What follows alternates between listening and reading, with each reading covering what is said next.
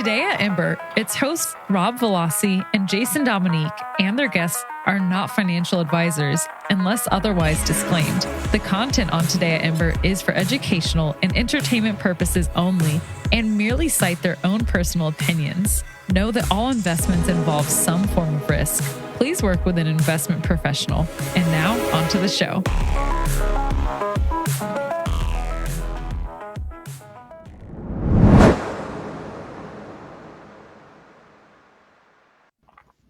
Good morning, everybody, and happy Thursday. Welcome to episode 24 of Today at Embr. I can't believe it's episode 24 already. I am your host, Director of Sales, Robb Vallozzi, along with my co-host and CEO of the Embr Project, Jason Dominique. Jason, how are you doing today, buddy? Fantastic, Robb. Thanks for this beautiful introduction. Today we have a really exciting duo, and I'll let you set this up, but I'm genuinely super excited about this topic. No, absolutely. So am I as well, and I'm really happy the way the show's going. We're just bringing on guest after guest that we're really proud of every single week. It's really a packed house here today.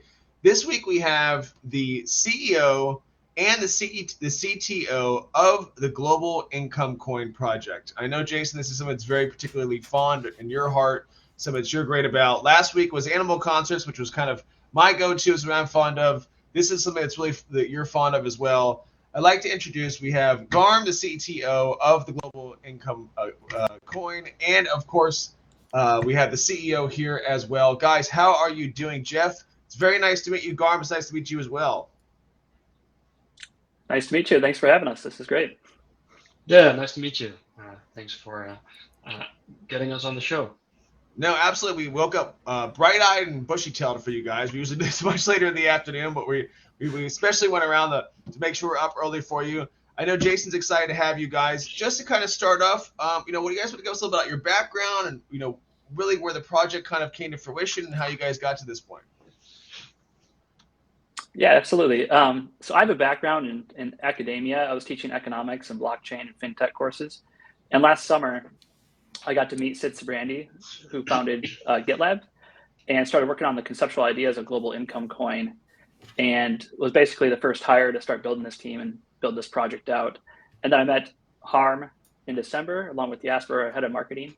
And right now we're kind of just building the team and trying to launch this in the next few months. So. Excellent. Yeah, a bit about me. I actually also have an academic background. I did a PhD in software product management. I focused primarily on a concept called user stories. After the PhD, I got out of academia and started working in a fintech startup called SecFi, where I actually met Jasper. And then sometime last year, we during COVID decided let's get more active in crypto. And we built an NFT project on Cardano. But once we were pretty happy with the state that was in, we got in touch with Jeff and we thought, wow, this is an amazing project that we need to get involved with. And we've been building ever since. Cool. I mean, so the reason why this is an important topic for me is, so prior to being involved, in the startup or even Web3 and things like that, I spent the better part of almost a decade working in the nonprofit space, and mostly around, we would, call it sort of emergency fund. With massive nonprofits and things like that aid in emerging countries and things like that. And for me, obviously, this is a big topic, but also I feel so that the sort of natural question that comes to me is you go from academia and then you probably go into tackling the biggest sort of, it's like you go from that's insane. How do you go from tackling such a big problem if, you haven't been in the space and then haven't been sort of witnessing, maybe you have personal experience as to why this matters to you. And I'd be very curious to dive into this, at least for a short moment. because universal basic income is a hot topic, for many reasons, beyond the actual purpose, but also the current model, on which we run right now, is a bit faulty, we could say. Yeah, and then also too, for those of the people out there in our community and those that are watching and our broader audience, if you guys also want to give a breakdown exactly what your mission statement is and what you guys are really trying to achieve. Yeah. Good call, Rob. Yeah, absolutely. And kind of like, it's a very ambitious, large vision. And so we're basically like Global Income Coin. We want it to be like a cryptocurrency that generates UBI to everybody in the world. So that's very ambitious. And the mission, or kind of like what inspires us, is we think we can reduce extreme poverty throughout the world by giving everybody $1 a day at scale. And this is, if you think about $1 a day to everybody, that's over $2 trillion of money spent over a year. And the way to think about this is currently money supply, the creation of money supply through central banks. It's about $2.5 to $2.8 trillion of new supply each year. We're basically saying if we can create a new currency, global income coin, people adopt this, it scales, it's a very useful thing in the world, we can start to unlock this $2.8 trillion as new money, give it directly to people. So this, very big, ambitious, but we think like, you talk about the academia, thinking about these large problems. That's what excites me. It's very cool to think about, okay, yeah, a new kind of money system could benefit people directly. And if there's a part of the world that's not getting a UBI, or like that could benefit greatly from UBI, we're talking about transferring a lot of wealth and creating a lot of economic stimulation. So yeah, it's a big idea, but and then we can go into like the details of how it's going to work. But that's kind of the general vision and why it might appeal to people like Harm and I. It's big vision, but it's also a super interesting intellectual challenge. And I've studied a lot of stablecoin stuff, and like just the crypto tool aspect of it is really interesting to me as well. Yeah. So cool. I think also too, sorry, just to jump in here real quick. I also too, as someone who has a political science degree as my undergrad, and seeing the political landscape now, not just here, especially in the States, but in westernized democracies as a whole, there is basically not a lot of ability to really get much done. For anyone, there's a lot of talks about stuff about universal basic income. People have run this in the past. We've had these conversations, whether it's here, and you guys are talking even broader on a world scale. And except for people being trying to be very philanthropic and move these kind of ideas forward, you guys are taking a different aspect and having that investor quality there as well. I'm really interested to see how you guys really are going to accomplish that, able to balance both of those worlds to where at the end of the day, when people think about cryptocurrency, especially in this landscape, that they want to be able to generate investor interest, and you guys are trying to go beyond something than whether just the capitalistic ideas. Yeah, like we're not going to be the speculative currency out there. Is that what you're referring to in the investor? Yeah. Because when people see this in the space, when they see what you guys are doing, people are like, it is an investment for some people. Because people will be kind of getting into that point. But this is something that's more philanthropic than being speculative, correct? Exactly. Yeah, it's that nonprofit. We want to be a better form of crypto money, and the whole idea is, you look at Bitcoin and some of the deflationary currencies out there. They don't have the characteristics to be money in that sense. They're a store of value, a speculative asset. All those things are really important. But we think like using crypto as money needs to have a better form. And what better way to buy into a new currency when it's nonprofit? We're not going to have a pre-mine allocation. We want this to be very open and like everybody kind of benefits from this network rather than having early investors and people get rich from it. So yeah, there's kind of like a mission structure behind it to where hopefully people can buy into this movement of better money that's using crypto as the tool, and we see adoption and a really big interest in it. Cool. Let me segue into, and I think this is where Garm will probably be able to pitch in. So since we just talked about the fact that it's not a speculative asset, and it's such a hot topic right now, stable coins, and obviously the current market situation is a bit stressful for some. But if you could expand on how do you intend, even if it's not going to be pegged, intend on making this sort of almost a normal fiat currency, but as a crypto. Yeah, so I think that one of the most important qualities of something that you want to pay with is a relatively stable value of the currency. And that's something that you don't often see with cryptocurrencies because they're mostly used as a speculative asset, right? Yep. So what we plan on doing is, well, not claiming that it has a specific value at any given time, but we're going to target $1 exchange rate. And what we mean by that is every time it trades above $1, we will create a portion of additional GLO tokens, which should drive the price back down to $1 again.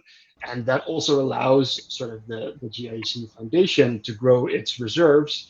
And on the back of those reserves, we are going to be handing out the UBI. Then on the downside scenario, of course, we have a similar mechanic, but it's really quite simple. We say, well, whenever GLO is trading below our target of $1 exchange rate, then we will use a portion of those reserve assets to buy back GLO from the open market again. But that's capped at a specific percentage on a daily basis. So if it goes down further than what we can bring it back to, then the price can stabilize around market equilibrium. But we continue to do that on a daily basis. So over time, it should trend back again towards that $1 as long as the reserves are still sufficiently large. And this is all obviously like program in the sense that it's not a human that will be involved in this process, in the sense that it'll check where it stands and it'll act accordingly on one side or the other side to keep it. Exactly. Yeah, we want to be predictable and transparent in the way that we do this. And the primary purpose here is to reduce volatility that's created in the market, similar to how a market maker would do it, not so much to drive the price back up towards the $1 target immediately. Like we want to sort of smooth out the big volatility that we see. And for that to be effective, it needs to be automated. Yes, you're absolutely right. I have a question for you guys, considering, and I'm sure you guys are aware of what's happening right now in the landscape. Projects like Terra, which actually have some very sophisticated and complex mechanisms to be able to keep something like this as supposedly as a stable coin to being around consistently $1. And we've seen now recently over the last couple of days, these are unprecedented times that are happening right now. And we've seen those kind of models and the way those mechanisms work kind of fall apart. Is it give you guys pause or having been able to reflect or maybe reassess of how you're going to be able to keep this as a stable coin and maybe to kind of change what your methodology will be moving forward because of what you've seen now, something like Terra that's happened where it turned out that those mechanisms aren't able to hold up under certain conditions? Yeah, and I want to emphasize, we're not going to be a stable coin. So we'll have this target price, but no promise, no guarantee, nor are we going to have a system where we're like committing every resource to make sure it's close to that $1 target value. Yeah. So the problem with the stablecoin mechanisms, it's a two token system. So you have with the Terra situation, you have UST, which is the stablecoin, and you have Luna. But that system basically relies on a mechanism of continually minting your Luna basically value store token to sell to actually increase the value of UST. So it's if you're continuously printing it, that's why we've seen it gone from $100 to under $1 now. It's basically diluting just to continually try to match that stable price. And that leads to the death spiral, which everybody talks about now. So we're not going to do any of that two token algorithmic mechanics. Like I think they're super fascinating to think about and try to engineer these mechanisms. But Terra was supposed to be the one that solved it, and we see it over and over again. The algorithmic style just isn't trustworthy, and people, it's like somebody comes in and is like, okay, I see a weakness, I can short it, and I can actually start this death spiral, and it's going to be really hard to solve. So you saw them kind of prepare for it with building reserves and all those things. But yeah, we're not going to do that two-token system. We're not going to guarantee stability. Think of the reserve that we're building as something that's going to support its value and the volatility. And if we do a good job and create demand for global income coin, that reserve will keep growing and growing, which will help with distributions on the UBI side, and it'll also help us build trust in the currency. But yeah, I think we're not going to try. Yeah, we're not trying to reinvent some crazy algorithmic. Like at least if you are, this is not the right time to do so. Exactly. There's a better moment to launch a stable coin. I think maybe one interesting addition is that we have designed sort of the fundamentals of the GLO token for it to be used as money rather than something that you can speculate with. And if we reach sufficient scale, then and sort of the token has value as perceived by the market for making payments, then it should stay relatively stable in and of itself. And you don't sort of have the death spiral scenario because people are trying to turn it back into dollars again. No, we are trying to create a world in which you buy coffee using GLO, in which you order pizza using GLO, and you don't get ridiculed for buying pizza using GLO because one guy did that back in 2010 and he still hasn't heard the last about that. Yeah. So let's talk about obviously so let's try to dig a little bit into execution around the whole global income coin project. So the first question that would come to mind is sort of what's going to be required to get access to this. So in terms of, let's say I'm an underprivileged, underserved area or whatever, and this obviously appeals to me. That would change my life to get access to UBI, no matter where they are in the world. So take us through sort of the hypothetical or the not hypothetical. I don't know exactly where you are in your development stage and launch schedule, but just take us through it. Sure. So essentially, this only works if every human alive has exactly one sort of account with us or receives the UBI once, right? And that's a huge problem to solve. Because we are a non-profit, we want to sort of ideologically do as little as possible ourselves. We want to create a for-profit ecosystem in which other businesses are going to do a lot of that heavy lifting. So what we're planning on doing and what we're currently building is encouraging other businesses within the crypto space, typically exchanges, to enroll individuals with us themselves. And then we say, okay, you need to do one thing, which is check their identity in a way that is up to standard for that specific region, and then check the entire global database of people that have already joined the Global Income Coin program, whether that person is not already on there. And if you as a business decide, well, this person isn't on there already, then you can go ahead with actually submitting this person's identity to the Global Income Coin program, and then that person will start receiving the UBI. So we could almost say that part of your go-to is a crowdsource type of database filling, the initial layer of it. Am I off base here?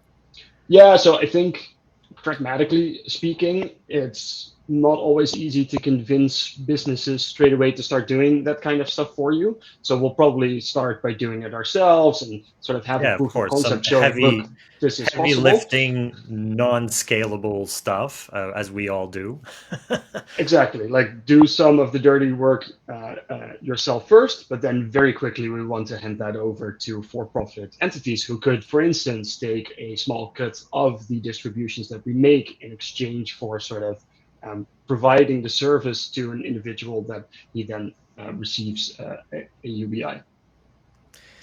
I'm wondering if you guys are kind of worried about suffering from sort of the chicken or the egg syndrome, is where a lot of the most underserved developing nations that would really benefit from something like this, an idea like this, that the infrastructure not necessarily being in place already to be able to sort of get funds into these people's hands. But why I say the chicken and the egg aspect of it is by you guys having a project like this that is able to serve these communities, that it really, I guess, could drive investment for infrastructure in these areas, because they'll be able to have the form of currency and income that could be able to support that. Yeah, that's exactly how we think about it ourselves as well. Like right now, the hardest to reach people and the ones that need it the most. They are likely not to have access to the internet or to possess a way to verify their identity in some digital means.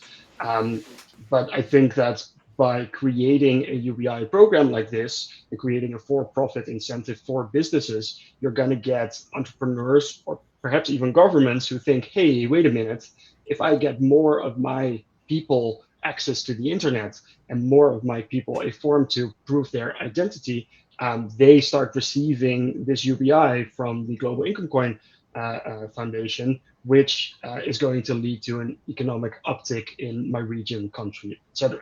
And I think this is a huge problem, right? Back in 2020, there was the World Mobile Connectivity Report, which says 51% of the planet is connected to broadband internet, even though 96% technically is covered by mobile broadband internet. So there's a huge gap of people who aren't getting access yet, who could be. But there's hope that this is moving in the right direction, and we'll see this sort of trend towards 100% in our lifetimes. Because back in 2014, these numbers were a lot worse. Back in 2014, only 32% was connected to the internet, whilst 75% was technically covered by mobile broadband internet. So you did see a sort of 20% growth on both of those numbers in just 6 years. And I think if we're able to sort of keep up that growth, then we're going to have a very connected world very soon. And I like to think that Global Income Coin also could be a catalyst to sort of make that happen even quicker. Yeah, no, absolutely. And so just a quick, because you did mention sort of the verification process, and I feel, going back to what Rob just mentioned, we all know that, ID and verification is something for the privilege. And based on this, and, this is another problem, and, it's obviously not your problem to solve, but it's definitely friction in your roadmap. How do you intend on going about this, in reaching these people that need it the most, but can't necessarily get into the funnel just because they potentially don't even have an ID, and without touching too much on other projects that have seen this is being a big issue in onboarding the ones that need it the most. But I'd like to hear your take on how do we reach, or how do we onboard the one that are unverifiable technically? Yeah, I don't think, the unverifiable. So there's a couple things. We want to be like really on top of regulatory issues. So we want the KYC, AML, information. And we know that certain parts of the world don't have that information right now. Like, and I'm not going to sugarcoat it and say like, oh, we have a solution for this. It's more like long-term thinking in terms of, back to what Harm said, this is going to be a catalyst for people to first get access to internet and smartphones. It's not a huge bar. Like, you can buy a smartphone, $20. If you're getting $1 a day, it's going to subsidize that pretty fast.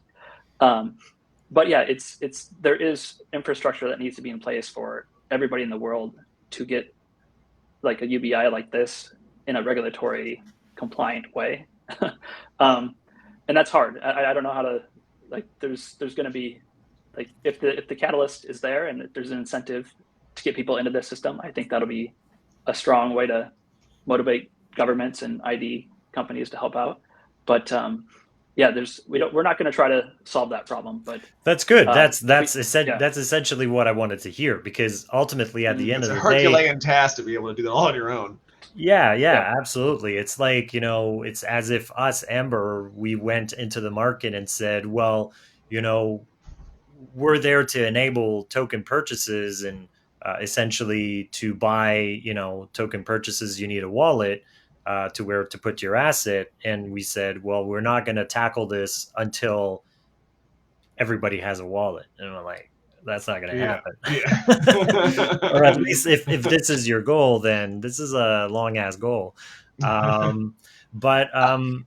I have a question real quick about infrastructure and stuff, and I'm wondering, because I think what you guys are doing is fantastic. Because my sister, she's in academia. She works in development. For those that don't know that are listening, development's a fancy word in academia for basically fundraising, and that she deals with a lot of people that are very philanthropic with multiple endeavors, and a lot of times people that are very wealthy that that want to be giving and that want to be able to take sort of these things on. When it comes to certain developing nations, one of the biggest issues becomes that there is the money that's given, and then does it really, really not get to the people? And what you guys are doing is really directly, being able to put this into people's hands, because a lot of times these developing nations, a lot of corruption, a lot of aid gets to certain places, and really that it just gets pretty much stolen, for lack of a better word. And what you guys are doing, I think, is really fantastic. When we should be able to kind of circumvent that whole idea.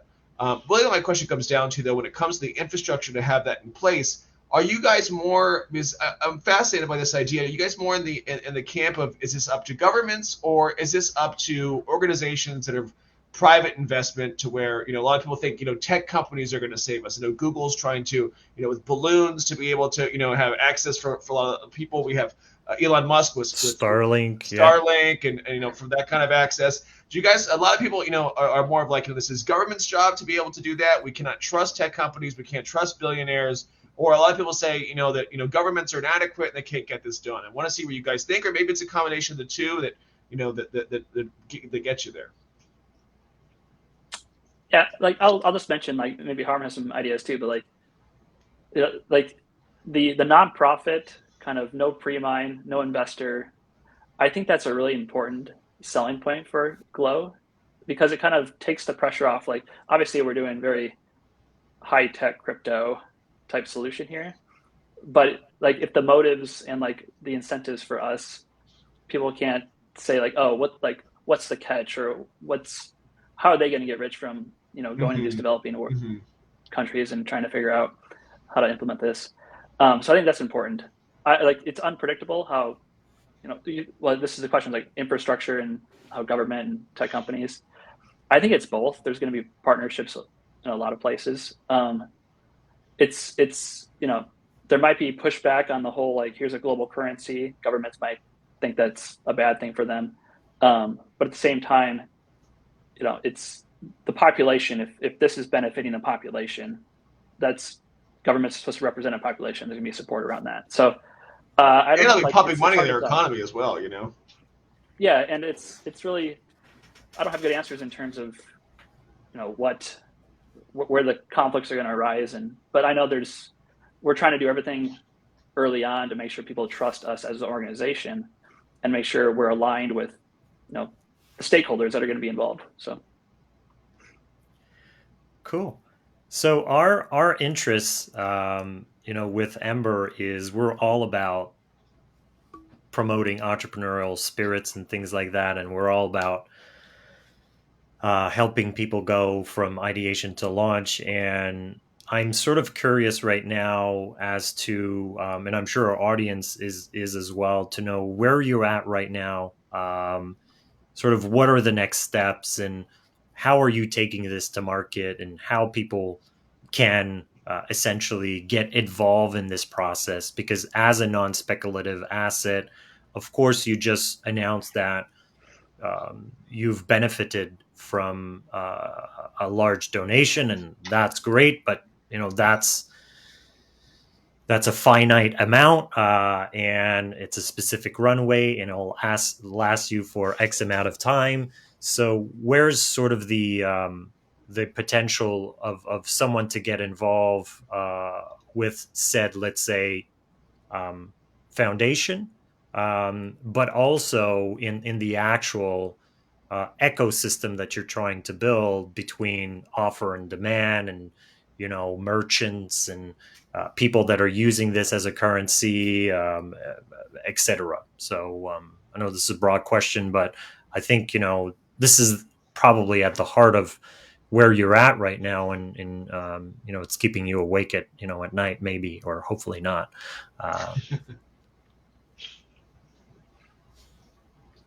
Yeah, I think, Harm, maybe you want to talk about the roadmap, but I think the key thing right now is getting this launched into the world. And we talk about finding partnerships and ecosystem members, and that's the exchange relationships, figuring out the relationship between an exchange will help us verify identity, distribute it to the people they verify, and make sure that process works well as a partner within this ecosystem. And so, maybe Harm, you want to mention what kind of that roadmap looks like? Yeah, of course. So working with exchanges or third parties is very involved, right? And that could take quite a long time. So in the intermediary, we're sort of building a first version of the GLO infrastructure. And that consists of launching a token and creating a first version of the distribution logic to be able to actually send UBIs to registered wallets. And then sort of the logical next step, which we're also working on, is a sort of first way to actually verify that you are a human and register as a human with the Global Income Coin Foundation. So that's what we're currently working on. I'm hopeful that by the end of Q2, we've got a lot more news around that, and that at some time in Q3, people will be able to start receiving their first UBI distributions. Right now, if you want to get involved, one is we're hiring, so always looking for talented people. The talent war. Exactly, yeah. It's a tough market out there. Secondary is we want to spread the word as much as possible, get more people to know about Global Income Coin, and I think that's the biggest challenge that we're working on right now. So tell your friends. Follow us on Twitter, join the newsletter. Those are all already great ways to contribute. And then thirdly, we're working on an individual contributor sort of handbook, which will have very concrete steps on how you can further the cause.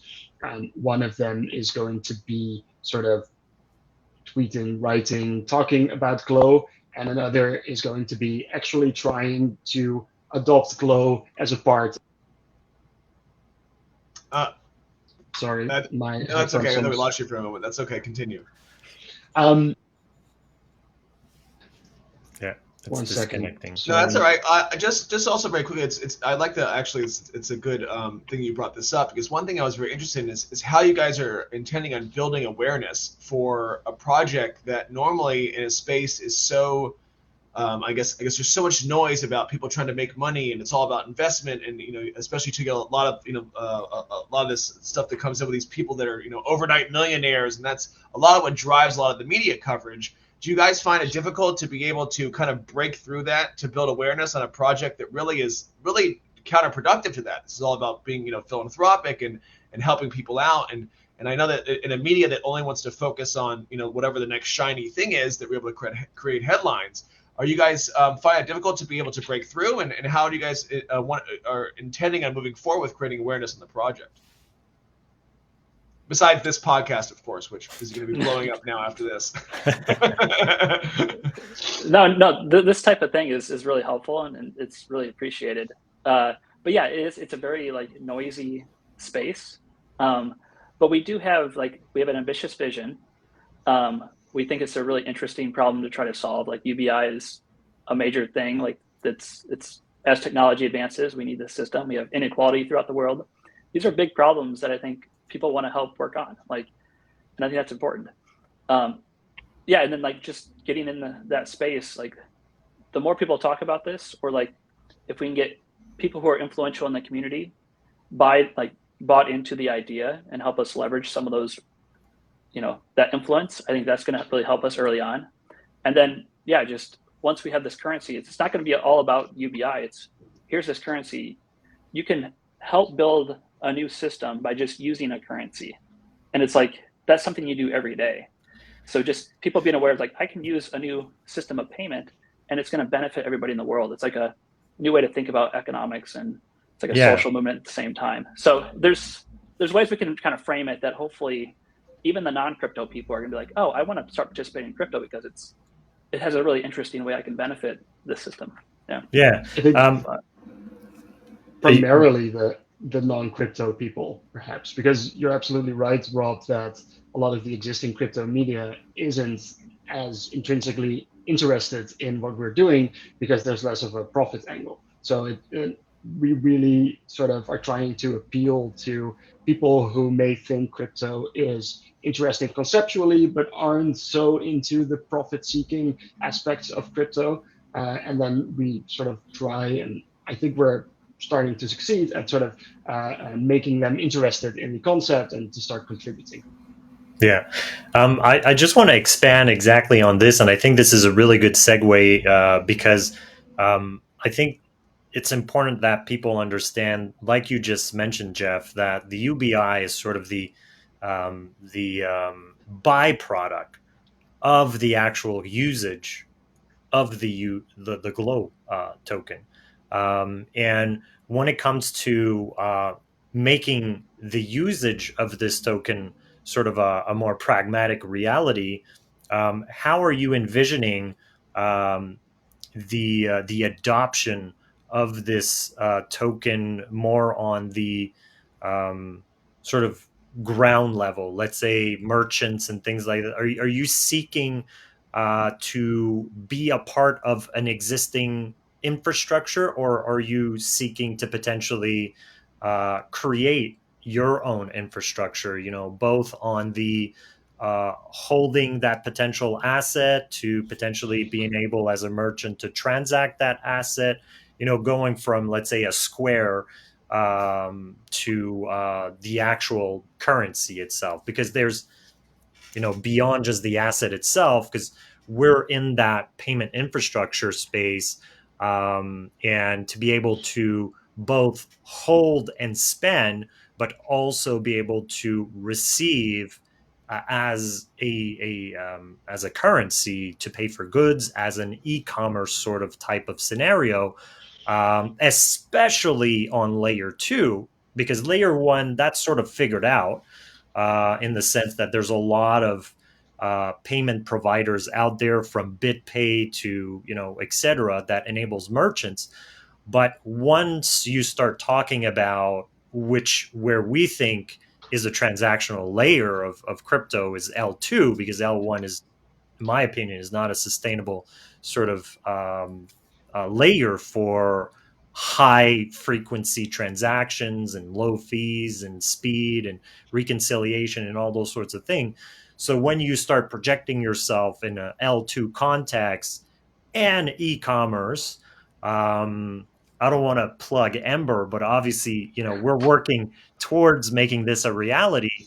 But I'm interested because our road, sort of our journey, only recently met together, and obviously we're going to keep discussing how we can help each other out on our respective journey. But I'm interested in hearing you, that part of making UB sort of this GLO coin a namesake out there. Yeah. I think what's interesting is payments in a crypto sort of context have been tried a lot before, right? Especially like in the Bitcoin early days, there were so many startups that said, okay, we just go into every store out there and we tell them, hey, we're going to install this new way for people to pay for things and everyone's going to come do it. But that never happens because everyone who buys Bitcoin buys it to hold it, right? And not to actually buy goods and services with it. So that's also why we made this fundamental design decision to not make it a speculative asset so that you will actually start to pay for goods and services with it. And I don't think we should want to create that payment infrastructure itself, because that's a huge operation if you want to do it globally, if you want to sort of be able to comply with all the regulations everywhere, you're going to have a huge organization, and that's not what we are. We are more an economic model to create a new form of payment.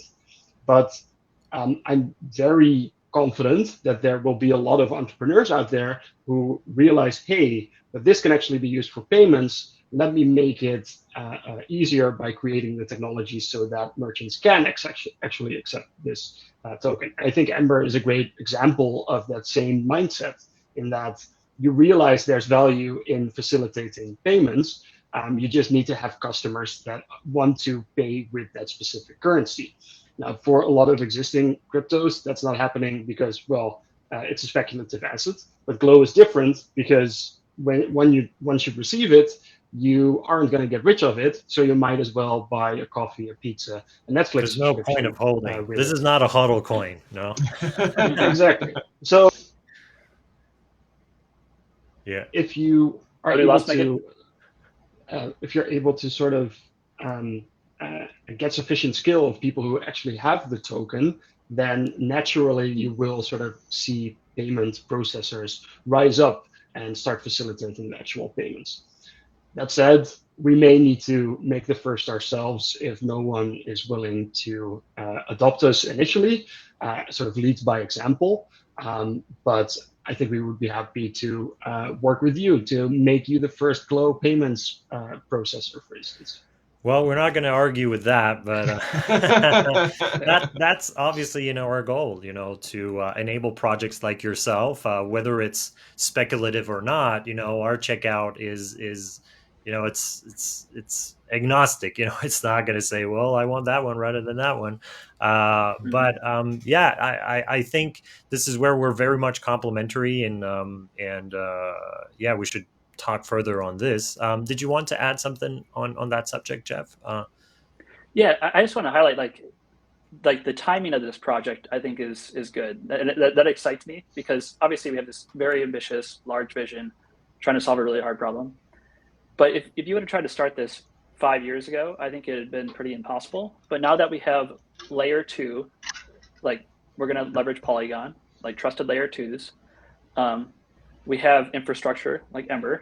We have excitement around using crypto as payments. You see like Stripe starting to adopt it, all these really big players, Google's building a team. You have trusted institutions that people are like, okay, as a bank, I can trust that I can partner with this crypto institution and build that infrastructure. So yeah, we're not going to try to build all this stuff ourselves. That'd be a crazy, difficult, very expensive task. But I think the timing and where the market is right now is like we can leverage a lot of things and hopefully build a lot of momentum in that sense. So excellent. Well, listen, guys, I wish you guys the best of luck. I really think it's a fascinating conversation. I think you guys are really on to something, and it's really refreshing, especially too. I just was in I'm in Miami. That's where I'm based out of, and it's supposedly the crypto capital city or whatever the case is, but it's entirely speculative. It's something I think you guys are doing is very refreshing and really something that I'm and Jason is as well is I'm very fond of. I'm a big proponent of universal basic income, whether that's here in the States or especially more abroad. Is there any way you guys want to plug where people that want to be interested and want to be involved in your project where they should go to first to reach out to you guys to kind of get in on it? Yeah, so we have the website globalincomecoin.com and links to Discord, Twitter. We're ramping up those communities. We have a white paper listed as well, and it's all open, and people can feel free to read that and comment on that as well. So we want to make sure like we're transparent and a community can provide ideas. And we know we're not going to solve everything ourselves. So please feel free to reach out and kind of express ideas and criticisms. And yeah, we love hearing that stuff. Fantastic. Jay, do you want to add anything before we get out of here for the day? No, I'm good. Thanks for dropping by, guys. This was a very enlightening conversation, and hopefully our community, takes part in what, however they can. But us as Embr, we're definitely going to try to support you as much as we can along your journey. So we're excited about everything. So thank you so much. Yeah, thank you so much, guys. And you guys have a wonderful weekend. And for those who are listening to the community there, our community is very passionate. This is a great project, guys. Please get involved. Please reach out. Do what you guys can do. Thank you guys so much. Right. Thanks so much. Appreciate it. Thanks so much for having us, guys. Thank you.